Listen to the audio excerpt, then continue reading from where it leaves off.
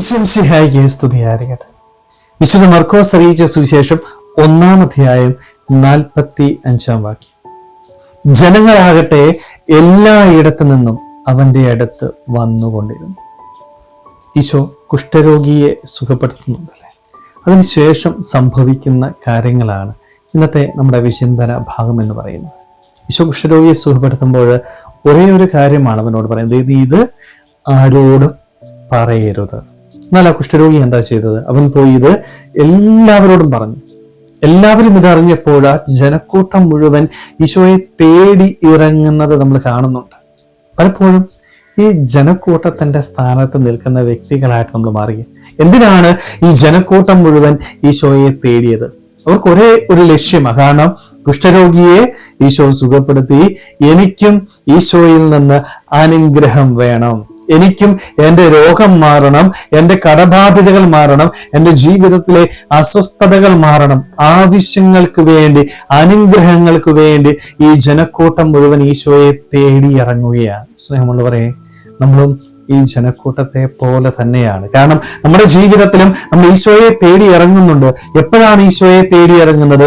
എൻ്റെ ജീവിതത്തില് എനിക്ക് അനുഗ്രഹങ്ങൾ നേടിയെടുക്കാനായിട്ട്, എൻ്റെ ജീവിതത്തില് ഒരു അസ്വസ്ഥത ഉണ്ടാകുമ്പോൾ, ഒരു രോഗമുണ്ടാകുമ്പോൾ ഞാൻ ദൈവസന്നിധിയിലേക്ക് വരുന്നു, പ്രാർത്ഥിക്കുന്നു. എന്തിനു വേണ്ടിയാണ് പ്രാർത്ഥിക്കുന്നത്? എനിക്ക് ഈ രോഗത്തിൽ നിന്ന് മോചനം കിട്ടണം. നമ്മുടെയൊക്കെ പ്രാർത്ഥന എന്താ? നമ്മൾ ചിന്തിച്ച്, നമ്മുടെ കുടുംബ പ്രാർത്ഥനയായിക്കൊള്ളട്ടെ, വിശുദ്ധ കുർബാന അർപ്പണമായിക്കൊള്ളട്ടെ, വ്യക്തിപരമായ പ്രാർത്ഥനയായിക്കൊള്ളട്ടെ, ഈ പ്രാർത്ഥനയൊക്കെ ഞാൻ എന്തിനു വേണ്ടിയാ പ്രാർത്ഥിക്കുന്നത്? സ്വാർത്ഥത നിറഞ്ഞ പ്രാർത്ഥനയല്ലേ? ആവശ്യങ്ങൾ വരുമ്പോൾ തമ്പുരാന്റെ സന്നിധി ഓടി വരും. ഈശോയോട് നമ്മൾ പറയും, എല്ലാ കാര്യങ്ങളും നേടിയെടുക്കാനായിട്ട് പരിശ്രമിക്കുക. ആവശ്യങ്ങളിൽ മാത്രം തേടുന്ന ഒരു വ്യക്തിയായിട്ട് ഈശോയെ നമ്മൾ കാണുക. എൻ്റെ ആവശ്യം നിറവേറ്റുന്ന ഒരു വ്യക്തി, അത് മാത്രമല്ല എനിക്ക് ഈശോ. എൻ്റെ ദൈവസന്നിധിയിലേക്കുള്ള വരവും പ്രാർത്ഥനയും ഒക്കെ ഈ ഒരേ ഒരു കാര്യത്തിന് വേണ്ടി മാത്രമായിട്ട് മാറുകയാണ്. അതാണ് ഞാൻ പറഞ്ഞത്, ജനക്കൂട്ടത്തെ പോലെ ജീവിക്കുന്ന വ്യക്തികളാണ്.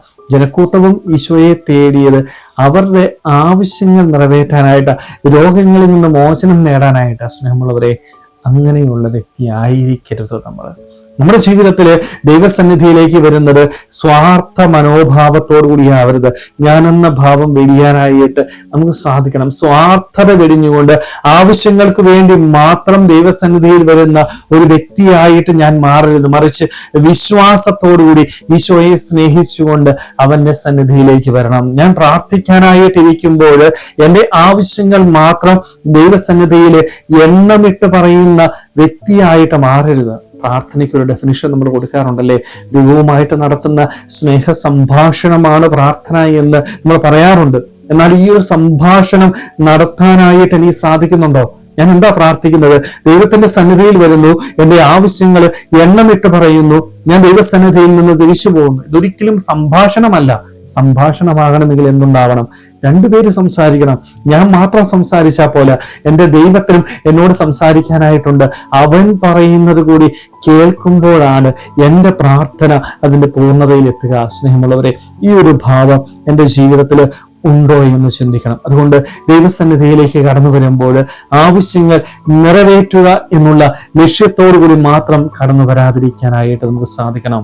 ആവശ്യങ്ങൾ പറയണ്ട എന്നല്ല അച്ഛൻ പറയുന്നത്, മറിച്ച് ആവശ്യങ്ങൾ പറയണം. പക്ഷെ ആവശ്യങ്ങൾ പറയുന്നതോടൊപ്പം തന്നെ എൻ്റെ ദൈവത്തെ കേൾക്കാനായിട്ട്, അവനെ സ്നേഹിച്ചുകൊണ്ട് എൻ്റെ ജീവിതത്തിലെ എൻ്റെ ആവശ്യങ്ങൾ ഞാൻ പറയുമ്പോൾ ഉറപ്പായിട്ടും എൻ്റെ ദൈവത്തിനറിയാം, ഞാൻ പറയാതെ തന്നെ എൻ്റെ ജീവിതത്തിൽ എനിക്ക് വേണ്ടത് എന്താണ് എന്ന്. കൃത്യസമയത്ത് അവൻ വേണ്ട അനുഗ്രഹങ്ങൾ എനിക്ക് പ്രദാനം ചെയ്യും. സ്നേഹമുള്ളവരെ, അതുകൊണ്ട് ജനക്കൂട്ടത്തെ പോലെ ആവാതെ, സ്വാർത്ഥത നിറഞ്ഞ മനോഭാവത്തോടെ ആവാതെ, ഈശോയെ സ്നേഹിച്ചുകൊണ്ട് ഈശോയുടെ സന്നിധിയിലേക്ക് വരുവാനായിട്ട്, അവനെ കൂടുതൽ കേൾക്കുവാനായിട്ട്, അവനുമായിട്ട് നല്ല ഒരു സ്നേഹബന്ധം സ്ഥാപിച്ചെടുക്കുവാനായിട്ട് നമുക്ക് ഓരോരുത്തർക്കും ആത്മാർത്ഥമായിട്ട് ആഗ്രഹിക്കുന്ന ശ്രമിക്കാം. ദൈവം നമ്മളെല്ലാവരെയും സമൃദ്ധമായിട്ട് അനുഗ്രഹിക്കട്ടെ.